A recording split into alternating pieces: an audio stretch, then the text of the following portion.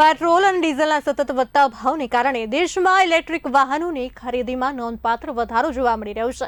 છેલ્લા 4 મહિનામાં EV, two wheeler અને ફોર વ્હીલરની ઇન્ક્વાયરી તેમજ વેચાણના રેકોર્ડ તૂટી રહ્યા છે, જેમાં ખાસ કરીને સુરતમાં દર કલાકે સરેરાશ 5 ઈવીનું વેચાણ નોંધાઈ રહ્યું છે। લોકો હવે પેટ્રોલ ડીઝલના વિકલ્પ તરીકે ઇલેક્ટ્રિક અને કેટલાક કેસમાં સીએનજી વાહનો તરફ વધુ વળતા જોવા મળી રહ્યા છે। ઈવી પર મળતી સબસિડી અને ટેક્સમાં મળતી રાહતના કારણે ટુ વ્હીલર પર અંદાજે ₹3000 થી 4000 અને ફોર વ્હીલર પર 10,000 થી 15,000 સુધીનો ફાયદો મળી રહ્યો છે। વધતા ઈંધણ ભાવ અને વૈશ્વિક પરિસ્થિતિ વચ્ચે લોકો માટે ઈવી વધુ આર્થિક અને ફાયદાકારક વિકલ્પ બની રહ્યું છે। हाल जे प्रकारे पेट्रोल डीजल भाव में सतत વધારો થઈ રહ્યો છે, જેના કારણે ક્યાંક ને ક્યાંક લોકો હવે ઇલેક્ટ્રિક વ્હીકલ ની વધુ પસંદગી કરી રહ્યા છે। તો છેલ્લા થોડા દિવસોમાં ઇલેક્ટ્રિક વ્હીકલ ની ખરીદીમાં વધારો જોવા મળી રહ્યો છે। આપણી સાથે અહીં ઓટોમોબાઈલ્સ ના જે મેનેજર છે તેમની પાસેથી જાણીએ કે કઈ રીતે ઈ વ્હીકલમાં અત્યારે જે વધારો નોંધાઈ રહ્યો છે, લોકો સૌથી વધુ પસંદગી અત્યારે કરી રહ્યા છે। આપનું નામ? जुनेद नाम है मारू बराबर। हूँ अँ पटेल मोबिलिटी एलएलपी में एज अ मैनेजर जॉब करूँ छूँ बराबर।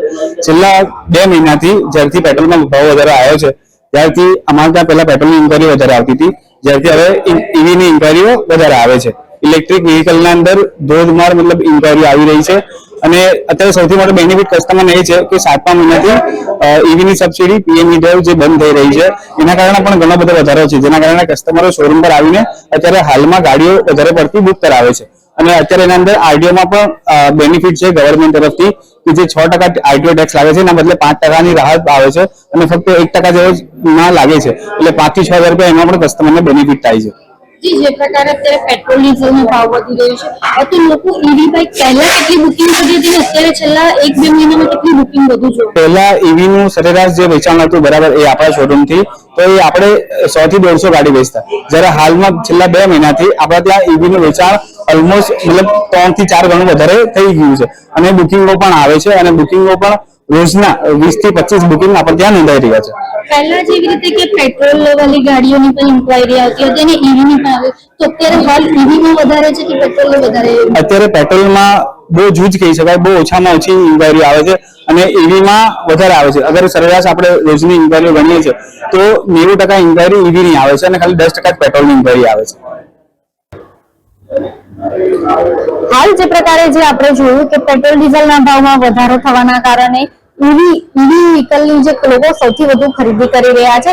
આપણે જે ટુ વ્હીલર જે શોરૂમના મેનેજર છે તેમની પાસેથી જાણ્યું, આપણે અહીં ફોર વ્હીલર ના જે મેનેજર છે શોરૂમના એમની પાસેથી પણ જાણીએ કે કઈ રીતે વેચાણ થઈ રહ્યું છે અને લોકો ઈવી તરફ જે વધુ પડતા આકર્ષિત થઈ રહ્યા છે, તો કેટલો એમાં વધારો જોવા મળી રહ્યો છે। આપણી સાથે અહીં જે શોરૂમના જે મેનેજર છે એમની પાસેથી પણ જાણીએ। આપનું? નમસ્કાર, ભાવેશ પટેલ બોલું છું। જે પ્રમાણે અત્યારે પેટ્રોલ ડીઝલના ભાવ વધ્યા છે અને માર્કેટનો જે ટ્રેન્ડ જોવા મળ્યો છે એ મેક્સિમમ હવે લોકો કન્વર્ટ થયા છે પેટ્રોલ ડીઝલમાંથી ઇલેક્ટ્રિક વ્હીકલ પ્રમાણે।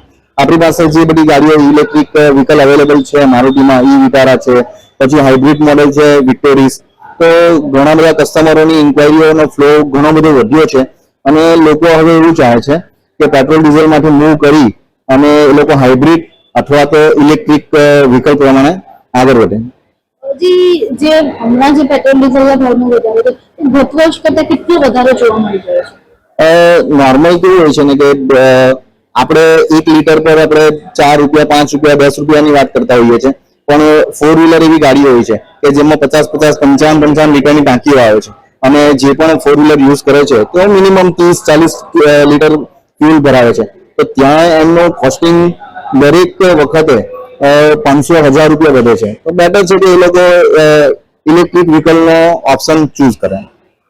જી છેલ્લા 2-3 મહિનાની અંદર જો ભાવ વધારો પેટ્રોલ ડીઝલમાં થયો તો કેટલું વેચાણ અને કેટલી ઇન્ક્વાયરી વ્હીકલમાં જોવા મળે છે અને સીએનજીમાં જોવા મળે? જનરલી કેવું હતું કે અત્યાર સુધી જ્યાં સુધી પેટ્રોલ ડીઝલના પ્રાઇસમાં એટલો બધો કંઈક ફરક નહીં હતો, તો ત્યાં સુધી ડેઇલીની 1-2 ઇન્ક્વાયરી આખા મહિનાની અમારી પાસે 15-20 ઇન્ક્વાયરીઓ હતી। અત્યારની સિચ્યુએશન એવી છે કે ડેઇલીની અમારી પાસે 15-20 ઇન્ક્વાયરીઓ આવે છે, તો લોકોનું આખું ઇલેક્ટ્રિક વ્હીકલ પ્રમાણે ઇન્ક્વાયરીઓ પણ વધી છે। જે પ્રકારે ઇલેક્ટ્રિક વ્હીકલ જે હોય છે એનાથી ફાયદો કેટલો હોય છે જે પેટ્રોલ ડીઝલ વ્હીકલ? જનરલી કેવું હોય છે કે લોકો સિટી યુઝ વધારે કરતા હોઈએ છે, હાઈવેનો યુઝ ઓછો હોય છે, જેટલા જે કસ્ટમરોનો સિટી યુઝ હોય છે એમને અવેલેબિલિટી મળી જાય છે, ચાર્જિંગ પોઈન્ટ ઘરમાં અથવા નજીકના કોઈ પણ સેન્ટર પર મળી જાય છે. તો ફાયદો એ થાય છે કે એમને એક તો ફ્યુલ કોસ્ટ તો એ લોકોનો એકદમ નહિવત થઈ જાય છે. પર કિલોમીટર એમ સમજો તો ₹1 જેવું પડે છે. તો બેટર છે કે અગર એ લોકો જે ઓપ્શન યુઝ કરી રહ્યા છે પેટ્રોલ ડીઝલનો, તો તેના કરતા એ ઇલેક્ટ્રિકમાં જાય છે તો એમને 3 થી 4 રૂપિયાની બચત થઈ શકે છે. જે પ્રકારે આપણે જે શોરૂમમાં જે મેનેજર છે તેમની સાથે વાત કરી તો એ જણાવ્યું છે કે જ્યારથી જે પેટ્રોલ ડીઝલના ભાવમાં વધારો થઈ રહ્યો છે ત્યારથી લોકો ઈ વ્હીકલની વધુ પસંદગી કરી રહ્યા છે અને ક્યાંક ને ક્યાંક જે 4-વ્હીલર ગાડીઓમાં પણ જે છે તે પેટ્રોલ ડીઝલ સિવાય જે સીએનજી ગાડીઓને પણ લોકો વધુ પસંદ કરી રહ્યા છે.